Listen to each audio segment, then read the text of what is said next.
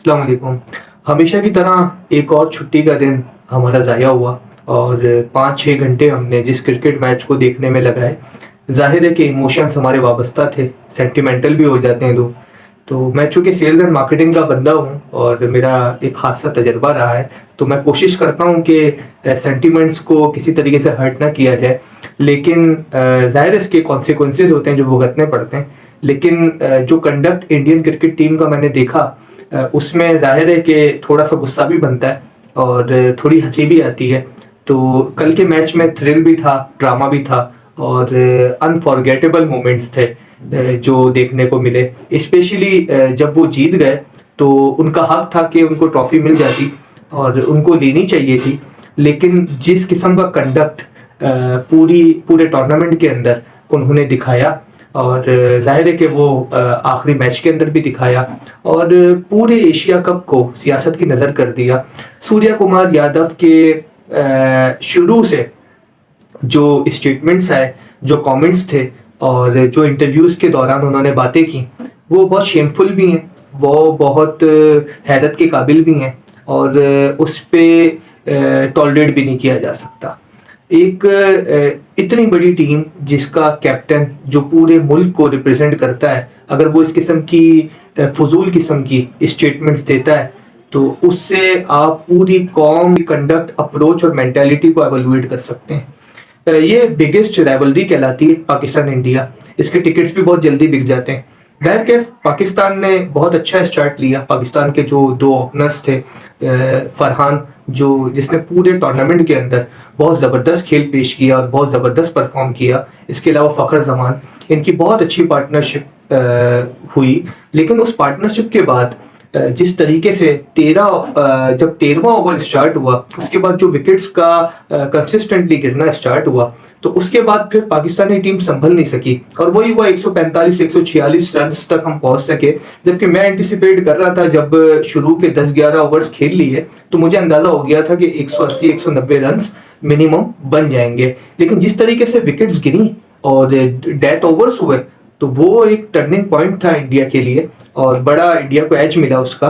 और जाहिर है कि फिर वो जो टोटल हदफ था, जो टोटल टारगेट था, वो बहुत कम मिला इंडियन टीम को। तारीफ करूंगा पाकिस्तान के दो बॉलर्स की, स्पेशली अगर हम फास्ट बॉलर्स की बात करें, जिसके अंदर फ़हीम अशरफ थे जो हमारे ऑलराउंडर भी हैं और एक शाहीन है जिसने वाकई नर्व रैकिंग बॉलिंग की। और मतलब ये बहुत छोटा टारगेट था, इसके अंदर आपका प्रेशर को बहुत ज़्यादा कंट्रोल करना और उस तरीके से बॉलिंग करना, ये वाकई हेड्स ऑफ है इन दोनों बॉलर्स को। साथ में ही जो हमारे दोनों स्पिनर्स हैं, जिसमें अबरार है और जिसमें साइम अयूब है, दोनों ने बहुत अच्छी बॉलिंग की और जिस तरीके से रन्स को रोके रखा, तो बेहतरीन उन्होंने परफॉर्म किया।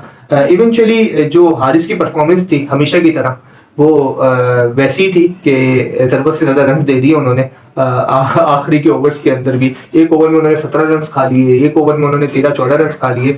तो मिल मिला के जो बेड़ागर किया है वो दो ही लोगों ने किया है इस पूरे मैच के अंदर। एक हमारी बुरी कैप्टनसी ने की, जो हमने पूरे टूर्नामेंट में उनके जेस्चर्स देखे थे कि च्युइंगम ही चबाते रहे वो। और सेकेंडली जो हाल हमारा बुरा किया वो हारिस रऊफ ने किया, हमेशा की तरह ज़रूरत से ज़्यादा रन दिए। अच्छा, ये यहाँ पर एक तारीफ मैं करूँगा तिलक वर्मा की। अच्छा, इनके मैंने आईपीएल के मैचेस देखे बताते खुद, और वाकई मैं इनका फ़ैन हूँ बड़ा। और जिस अंदाज में, जिस एग्रेशन के साथ ये बैटिंग करते हैं, तो वाकई वो तारीफ के काबिल है। अच्छा, इनकी नॉर्मल जो स्ट्राइक रेट आप देखेंगे तो बहुत तेज़ खेलने के आती हैं। ये तकरीबन 160-170 का इनका स्ट्राइक रेट है, अगर इस मैच को आप एक तरफ रख दें तो। लेकिन कल के मैच में इन्होंने जो असिस्ट किया और जो एवोल्यूएट किया और जो कंडीशन को देखा और फिर अपने आप को उस हिसाब से ढाला और 120-130 की स्ट्राइक रेट से खेला इन्होंने, जो उस वक्त की ज़रूरत भी थी।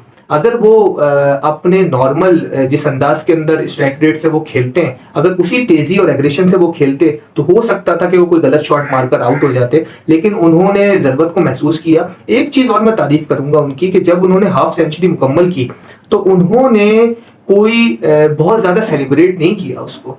उनके जहन के अंदर एक गोल था कि यार मैंने अपनी टीम को जितवाना है, और ये टीम वर्क होता है और टीम के लिए सोचना होता है, अपने मुल्क के लिए सोचना होता है। और ये आपके पैट्रियोटिज्म का सबूत देती है चीज़ कि आप कितने अपने टीम के बारे में, अपने मुल्क के साथ सिंसियर भी हैं और लॉयल भी हैं।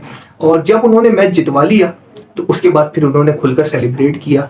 लेकिन ओवरऑल जो पूरे एशिया कप के अंदर इंडियन टीम का रवैया रहा वो बहुत ज़्यादा शेमफुल रहा, बहुत बुरा रहा। जो जेस्चर्स उन्होंने दिखाए और एंड में जो हरकत उन्होंने की ग्राउंड के अंदर जो मौजूद थे और जिस किस्म की वो हरकत कर रहे थे, तो लोग नोटिस करते हैं, लोग देख रहे होते हैं। और अगर आपके जहन के अंदर ये ख्वाहिश होती है कि आप किसी की बेइज्जती करना चाह रहे हैं अपोजिट टीम की या आपकी राइवलरी की या जिसके साथ आपका क्लैश है, तो अगर आप रियलिस्टिक बात करें तो आप अपनी ही बेइज्जती कर रहे होते हैं। तो मेरे नज़दीक और ओवरऑल पूरी दुनिया के अंदर इस वक्त जो बेइज्जती इंडियन टीम की हो रही है वो देखने के लायक है। तो और ऐड करना चाहूँगा, मैच के बाद जब सूर्या कुमार यादव जो इंडियन क्रिकेट टीम के कैप्टन हैं, उनसे जब रिपोर्टर्स सवालात कर रहे थे तो उनसे पूछा था कि यार आपने फ़ोटोशूट क्यों नहीं करवाया, आपने ट्रॉफी क्यों नहीं ली, आपने हैंडशेकिंग क्यों नहीं की, हाथ क्यों नहीं मिलाया पाकिस्तानी क्रिकेट टीम से, और तीनों मैचेस के अंदर नहीं मिलाया।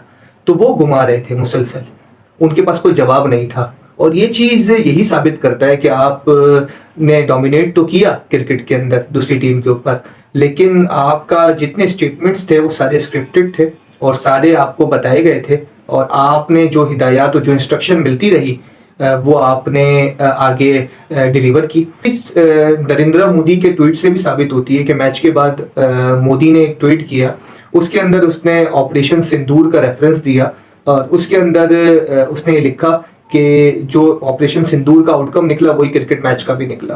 खैर उसके ऊपर बहुत ज़बरदस्त कमेंडेबल जवाब दिया है हमारे मोहसिन नकवी साहब ने और कहा है कि पाकिस्तान के हाथों वैसे ही आपको शिकस्त हो चुकी है जंग के अंदर, तो कोई क्रिकेट मैच उसको रीराइट नहीं कर सकता। मतलब क्रिकेट मैच ना उसको कॉम्पनसेट कर सकता है ना वो उस चीज़ को चेंज कर सकता है। तो बहुत ज़बरदस्त थप्पड़ रसीद किया है मोदी के चेहरे के ऊपर मोहसिन नकवी साहब ने। Sir heads of